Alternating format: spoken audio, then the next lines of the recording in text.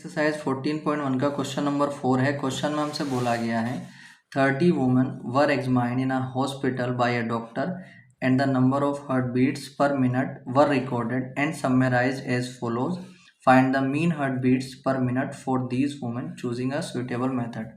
तो क्वेश्चन में हमसे बोला गया है कि एक डॉक्टर के द्वारा 30 वुमेन की जो है पर मिनट के हिसाब से हार्ट बीट्स को चेक किया गया है और उन सबकी जो पर मिनट के हिसाब से जो हार्ट बीट है उनका जो है एक रिकॉर्ड तैयार कर लिया गया है। ठीक है, इस टेबल की फॉर्म में हमें क्या करना है, उनकी हार्ट बीट्स का मीन फाइंड करना है। तो देखिए पहले टेबल को समझ लेते हैं, उसके बाद इसका मीन फाइंड करते हैं।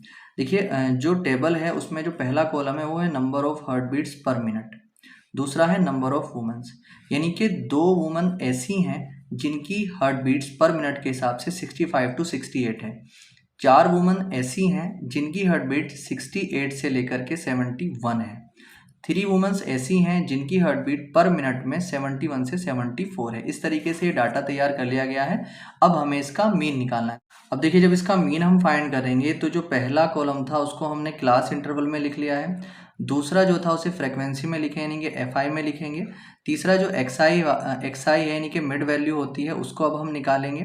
तो देखिए एक्सआई कैसे निकलता है, जो क्लास इंटरवल होता है उसमें जो लोअर लिमिट होती है और जो अपर लिमिट होती है उन दोनों को ऐड करके उनका आधा कर देते हैं, हमारे पास एक्सआई की वैल्यू आ जाती है। तो जब इन दोनों को ऐड करके 65 और 68 को जब हम ऐड करेंगे तो हमारे पास आ जाएगा 133 और 133 का जब हम आधा करेंगे तो हमारे पास आ जाएगा 66.5। ठीक है, इसी तरीके से जब हम इन दोनों को ऐड करके इनका आधा करेंगे तो हमारे पास आ जाएगा 69.5 और तीसरा वाला जब इन दोनों को ऐड करके आधा करेंगे तो हमें मिलेगा 72.5।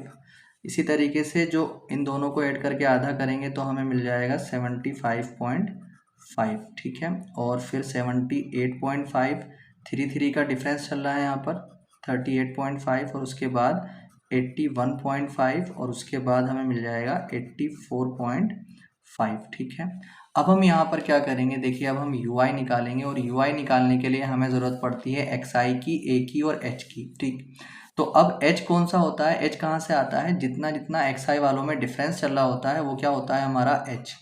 तो H कितना हो जाएगा हमारे पास, H आ जाएगा हमारे पास 3। ठीक है, 3 का डिफरेंस इनमें चल रहा है।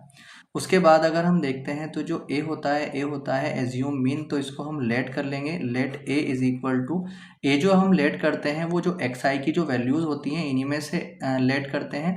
XI की किसी की भी वैल्यू को लेकर के हम क्या कर सकते हैं, मतलब XI की किसी भी वैल्यू को हम A लेकर के और आगे क्वेश्चन को सॉल्व करके मीन निकाल सकते हैं। आंसर बिल्कुल सही आता है, मगर हम क्या करते हैं XI वाली वैल्यू में से वो वैल्यू A लेते हैं जो बीच में होती है। ठीक है, जो मिड वाली होती है उसी को लेते हैं, हमारी कैलकुलेशन और ज़्यादा आसान हो जाती है। ठीक, अब अगर हम बात करते हैं तो हम जो A लेट कर रहे हैं यहाँ पर, तो A हम यहाँ पर लेट कर रहे हैं 75.5, तो 75.5।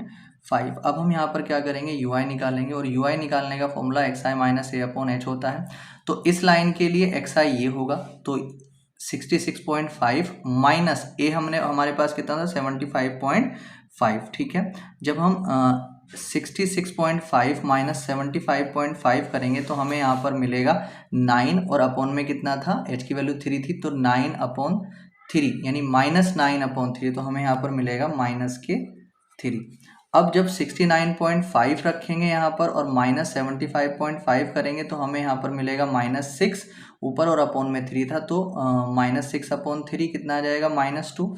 इसी तरीके से जब 72.5 यहाँ पर XI की जगह रखेंगे, -A की जगह 75.5 रखेंगे तो हमें मिलेगा -3 और अपॉन में कितना था 3 था, 3/3 -3/3 -1। इसी तरीके से यहाँ पर 0 मिलेगा, फिर 1 मिलेगा, फिर 2 मिलेगा और फिर हमें यहाँ पर मिलेगा 3।